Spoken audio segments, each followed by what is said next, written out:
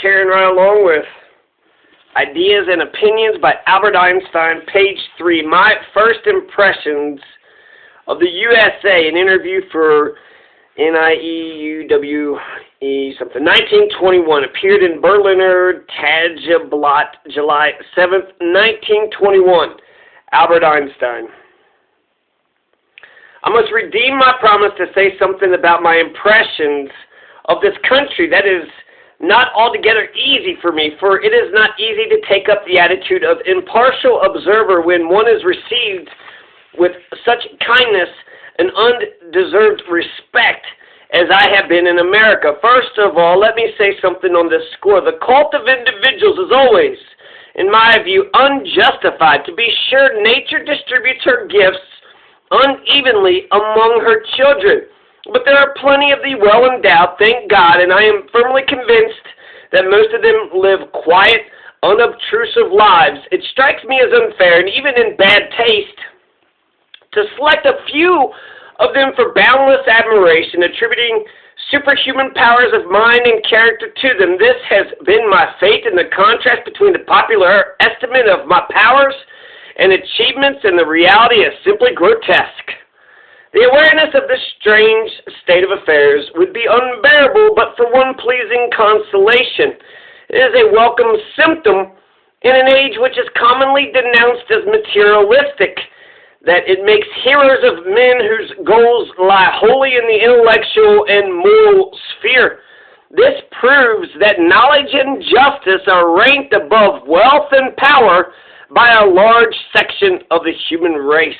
This proves that knowledge and justice are ranked above wealth and power by a large section of the human race. My experience teaches me that this idealistic outlook is particularly prevalent in America, which is decried as a singularly materialistic country. After this digression, I come to my proper theme and hope that no more weight will be attached to my modest remarks than they deserve. What first strikes the visitor with amazement is the superiority of this country in matters of technology and organization. Objects of everyday use are more solid than in Europe, houses much more practically designed. Everything is designed to save human labor. Labor is expensive because the country is sparsely inhabited in comparison with its natural resources. The high price of labor was the stimulus which evoked the marvelous development of technical devices and methods of work. The opposite extreme is illustrated by overpopulated China or India, where the low price of labor has stood in the way of the development of machinery. Europe is halfway between the two. Once the machine is sufficiently highly developed, it becomes cheaper in the end than the cheapest labor. Let the fascists in Europe who desire on narrow-minded political grounds to see their own particular countries more densely populated take heed of this. However, the anxious care with which the United States keep out of foreign goods by means of prohibitive tariffs certainly contrast oddly with the general picture, but an innocent visitor must not be expected to rack his brains too much, and when all is said and done, it is not absolutely certain that every question admits of a rational answer. The second thing that strikes a visitor is the joyous, positive attitude to life. The smile on the faces of the people in photographs is symbolic of one of the greatest assets of the American. He is friendly, self-confident, optimistic, and without envy. The European finds intercourse with Americans easy and agreeable.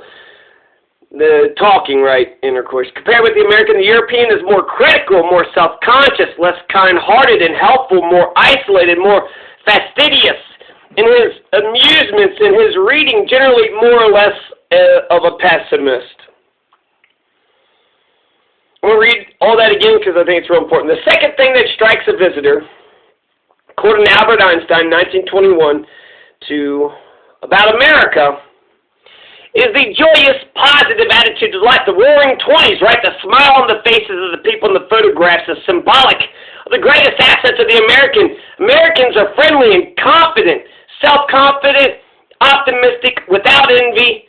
European, just, could talk to Americans easy, very agreeable, Compare the American with the European is more critical, more self-conscious, less kind-hearted and helpful, more isolated, more fastidious in his amusements and his reading, generally more or less of a pessimist. So Europeans are pessimists, Americans are optimistic, confident, friendly, without envy. This is, fantastic. It's nationalism, but, I think he's close. Great importance attaches to the material comforts of life and equanimity, unconcern, security are all sacrificed to them. The American lives even more for his goals for the future than the European. Life for him is always becoming, never being. In this respect, he is further removed from the Russian and the Asiatic than the European is. So the American lives even more for his goals, for his future, than the European. Life for him is always becoming, but never being. So it's a little bittersweet.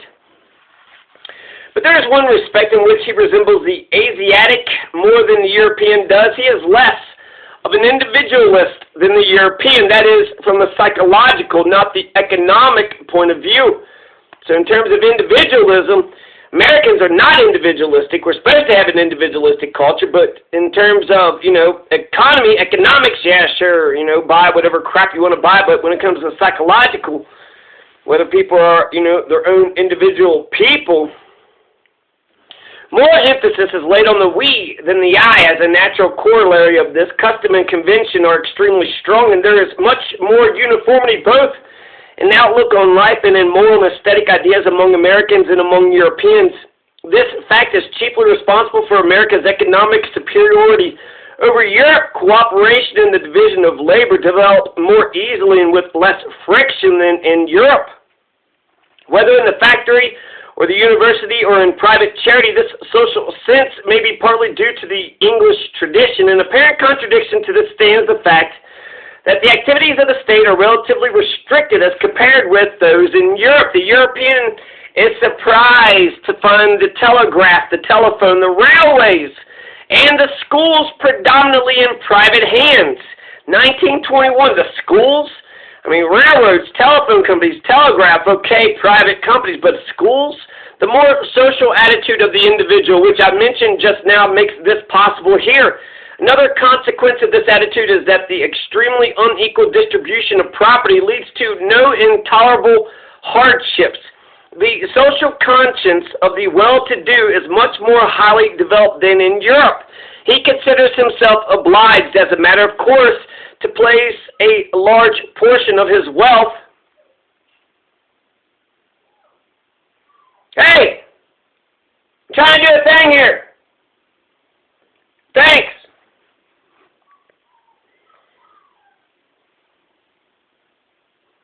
So Albert Einstein talked about how the rich people here just feels like they should just do their, they should just want to give their money away for, 1921. That's what the rich people in America were doing, just giving their money away.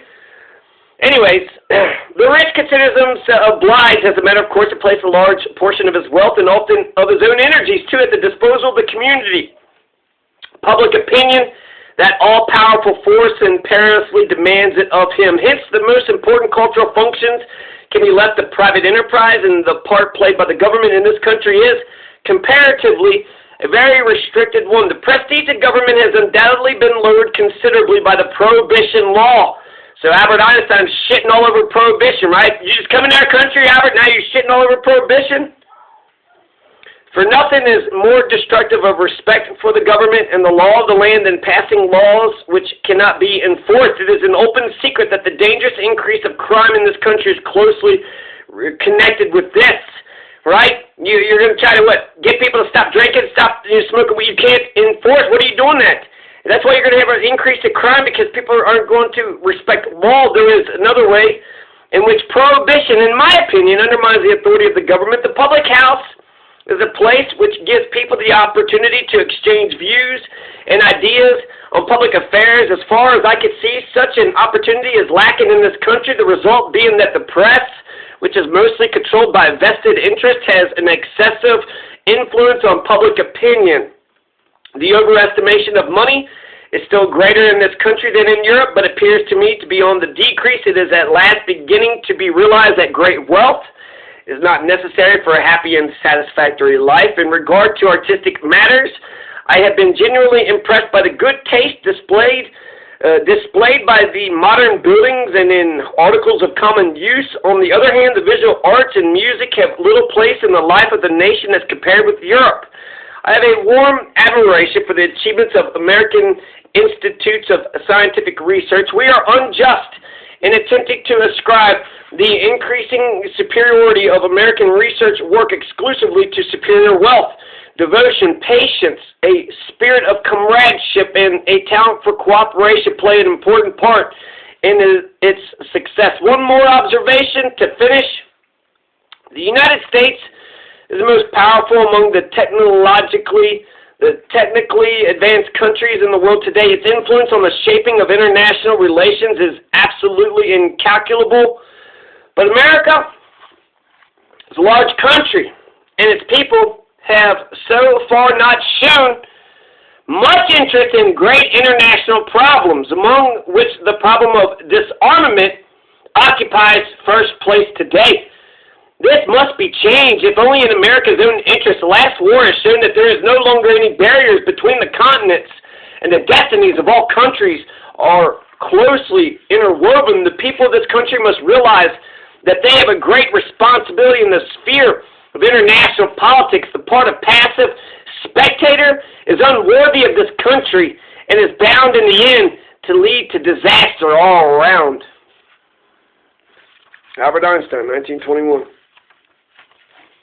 Peace.